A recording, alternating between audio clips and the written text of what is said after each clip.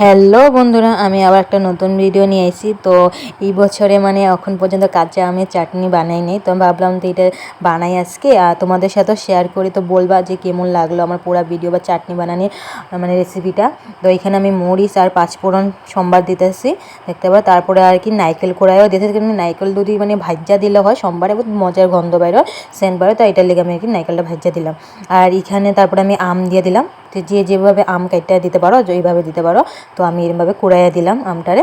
তো আমটা আর এগুলো লগে ভাজলাম, ভাজা শেষ হওয়ার পরে আমি আর কি দেখো, তো এখানের মধ্যে আমি লবণ দিয়ে দিছি।